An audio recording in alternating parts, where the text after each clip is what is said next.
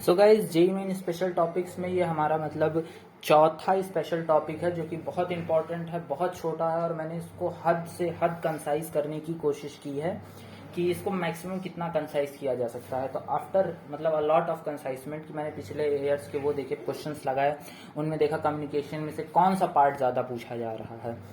तो इसमें एक पार्ट को छोड़ के वो मैं बता दूंगा कौन सा पार्ट है, बाकी मैंने वो सब कवर कर लिया है। जो तो तुम्हें कुछ नहीं करना, ब्लाइंड हार्टली तुम्हें कहीं से नहीं पढ़ना, तुम्हें बस इन फॉर्मूले को ध्यान रखना है। देखो तुम्हें कुछ चीजें जैसे तुम याद रखते हो ना, कि जैसे तुम कोई मान लो कोई मतलब वो मतलब ग्रंथ पढ़ रहे हो, तो तुम एक तो काम कर सकते हो उसकी पूरी डीप नॉलेज ले लो। एक काम ये कर सकते हो कि तुम्हें ज्यादा इसमें चीजें नहीं याद रखनी है। तुम्हें जैसे कहीं तुम्हें सवाल मिलेगा मॉड्यूलेशन इंडेक्स, तो मॉड्यूलेशन इंडेक्स के बारे में जो मैं बताऊं बस समझ लो मॉड्यूलेशन इंडेक्स कोई एक शब्द होता है, ठीक है।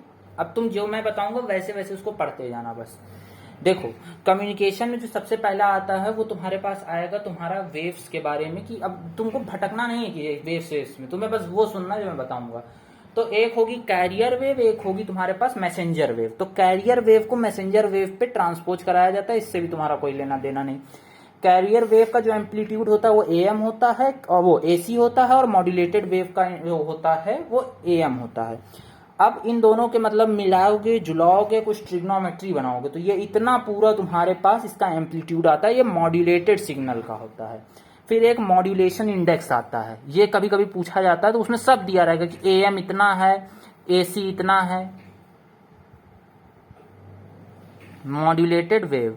अब एएम जो है वो मॉड्यूलेट मतलब मैसेंजर ट्रांसमिटेड वेव का सिग्नल है जो ये दिया है, और सीटी जो है वो एसी है, ठीक है। तो कभी कभी पूछ लिया जाता है कि max am upon A max upon A minimum क्या होता है, तो एक ये इंपॉर्टेंट तुम्हारे पास फॉर्मूला है।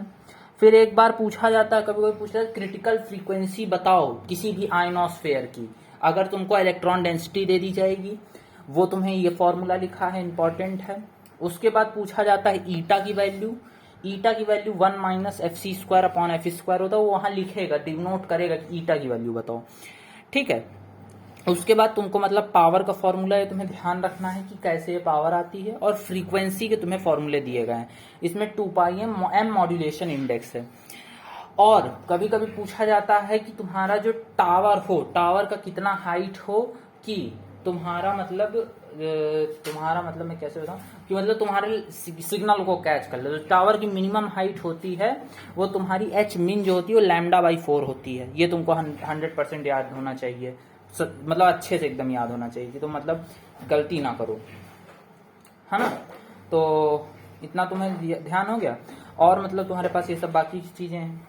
तो इतनी चीजें तुम्हें मतलब इसके बारे में 2 चीजें हैं, एक तो मतलब एनसीईआरटी देख लेना कि स्काई वेव कहाँ से, एक डायग्राम उसमें बना, स्काई वेव कहाँ से कहाँ तक है, आइनोस्फेयर कहाँ से कहाँ तक है, और स्पेस वेव कहाँ से कहाँ तक है।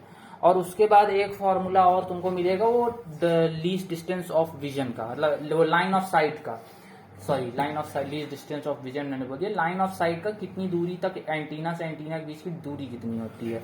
तो वो जब तुम सॉल्व करोगे तो कुछ √2dr ऐसे कुछ करके, d बराबर √h(r) ऐसे आती है, ये आती है। मतलब d जो होती है वो तुम्हारी ये होती है √2, और उसके बाद तुम्हारी height of tower into h tower जो ट्रांसमिटेड ये होती है, प्लस √2h रिसीवर r, और r जो होता है वो अर्थ का रेडियस होता है। इतनी आती है तुम्हारी, अप्रोक्सीमेशन से आती है, तो इतनी होती है। तुम्हें इतनी चीजें बस ध्यान रखनी, कम्युनिकेशन तुम्हारा जेईई मेन पूरा निकल जाएगा। तो थैंक यू।